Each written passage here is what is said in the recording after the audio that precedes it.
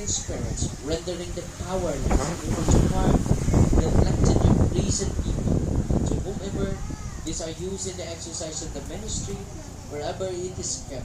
Non-tangible spirits flee in fear, never daring to harm, nor even approach. In the exercise of the ministry of healing, spiritual liberation, and exorcism, may Jesus Christ, your Son, be glorified forever.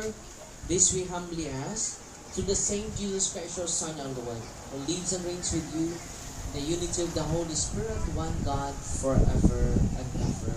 Amen. Lahat ng religious items ninyo ay holy and exercise after the cross na po.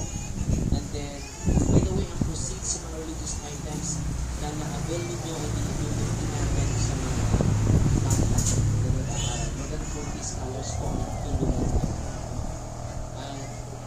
Kung meron kayong mga love offering, pwede nyo i-share sa ministry dahil yung team natin ay hindi na po nagtatrabaho, yung mga staff natin. Galing sa puso ninyo, kung wala namang pera, ipagdasal nyo po kami, one our Father, one Thy Mary, one worthy, na laging manusog yung katawan namin, laging malakas yung katawan namin, para every time mag-open tayo, ibigay namin yung sarili namin para sa inyo. Ipagdasal niyo po ako na next year papunta tayo sa Roma for conference, 1 month lang po, conference sa exorcism. Bakit gagawin natin ngayon para sa inyo, para yung ini-entrust ng Diyos sa akin ay hindi sa sarili ko lang isipan, kundi sa malawak na karanasan ang nauna ko na nakasisa ng exorcism. Kung may ibigay kayo sa akin mga aklat lang about exorcism, bilhan niyo ako ng mga aklat pang exorcism, yun po. Babasahin ko yan para sa inyo. Bilang po tayo ng time for exorcism. Dahil yung mga team natin, gusto po na lagi silang magbabasa.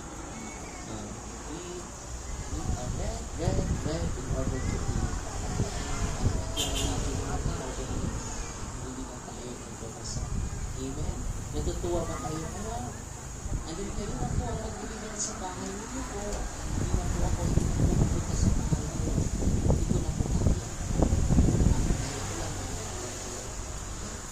And then go to your peace for blessing. Then pari po,